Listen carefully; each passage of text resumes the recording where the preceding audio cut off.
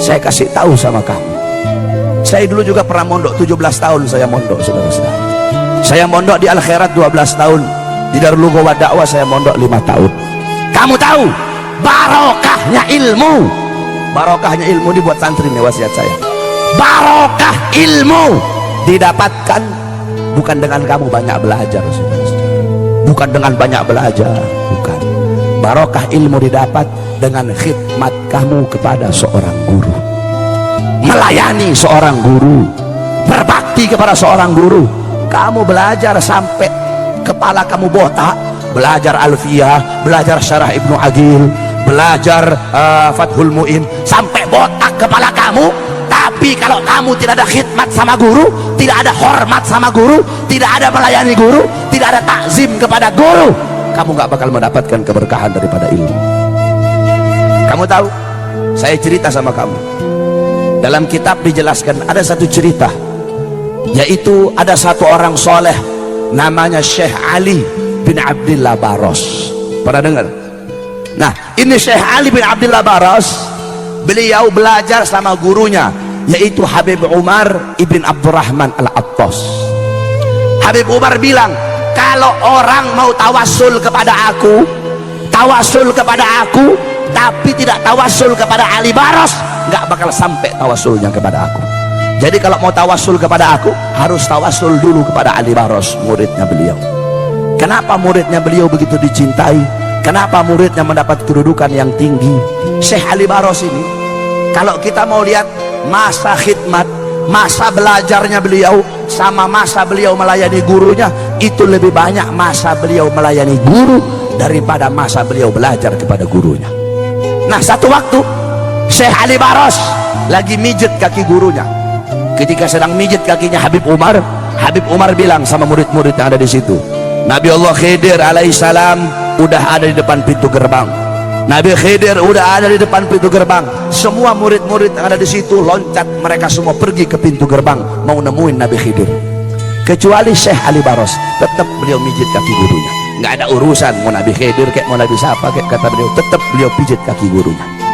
Gurunya nanya Habib Umar, Ali, itu teman-teman kamu pergi ke gerbang mau minta doa sama Nabi Khidir, kenapa kamu tetap di sini? Apa kata Syekh Ali Baros? Guru, kenapa saya harus menjumpai Nabi Khidir, sedangkan Nabi Khidir datang ke sini pengen berjumpa denganmu? Wahai guru, bagiku kedudukanmu sebagai guru lebih mulia dan lebih utama daripada Nabi Allah Khidir alaihissalam. Bagiku kedudukanmu sebagai guruku lebih utama daripada Nabi Allah Khidir alaihissalam. Saudara-saudara, bukan seberapa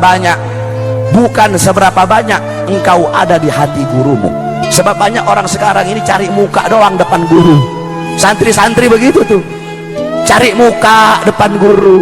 Bukan seberapa banyak, bukan seberapa besar engkau ada di hati gurumu, tetapi seberapa besar gurumu ada di dalam hatimu, saudara-saudara.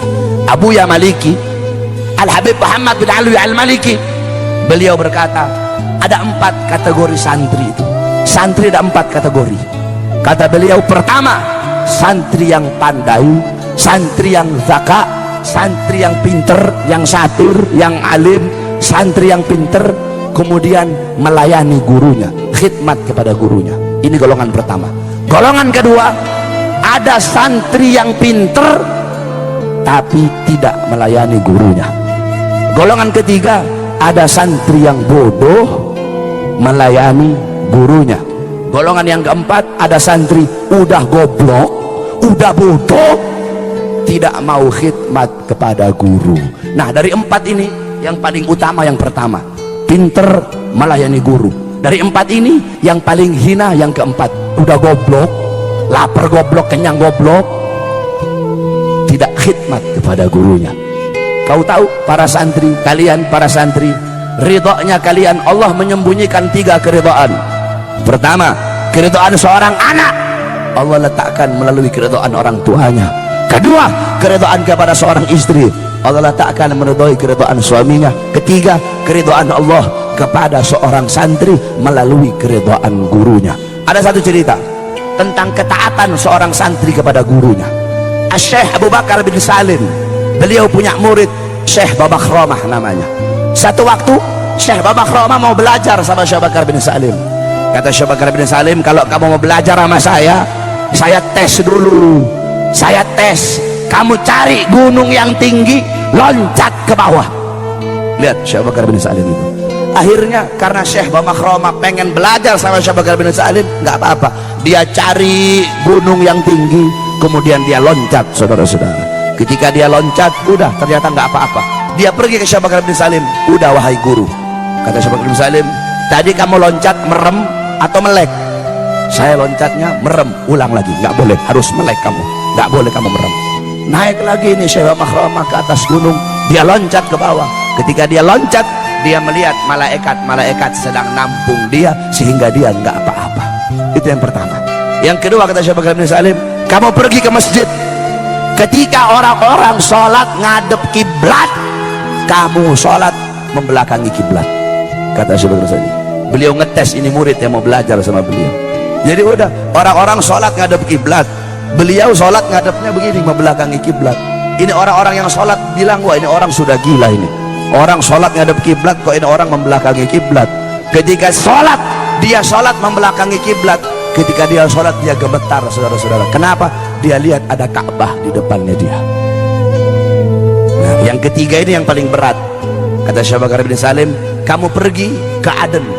Di Aden ada satu wali namanya Habib Abu Bakar Al-Adni. Kamu pergi ke sana, kamu hina dia. Wah, ini paling berat ini. Akhirnya udah dia menjalani perintah gurunya, dia pergi ke Aden. Dia bilang, wah Habib Abu Bakar lagi duduk sama murid-murid, kalau saya hina depan murid-muridnya, habis saya dihabisin sama murid-muridnya. Nah, Habib Abu Bakar kan wali, jadi walaupun dari jauh Habib Abu Bakar bisa dengar apa yang saya bilang. Ngomong dia dari jauh, ya Habib, setinggi-tingginya ilmumu, lebih tinggi ilmu guruku Syekh Abu Bakar bin Salim. Habib Abu Bakar berdiri, saudara-saudara, ditunjuk ini murid tadi sama Habib Bakar. Itu dari tangannya Habib Abu Bakar keluar api. Begitu mau sampai sama ini Syekh Babakhromah, itu api meledak. Baru dia pergi pulang lagi ke Inat. Ketika dia pulang ke Inat, dia bilang, guru, saya sudah jalani semua perintahnya kamu. Kata Syekh Abu Bakar bin Salim, sekarang aku terima kamu menjadi muridku. Nah, ini Syekh Babakhromah lihat tangannya Syekh Abu Bakar bin Salim gosong. Ini beliau tanya, guru, kenapa tanganmu gosong? Iya, tadi aku menangkis apinya Al Habib Abu Bakar Al-Adni. Kalau aku nggak tangkis, kamu sudah mati saat itu juga.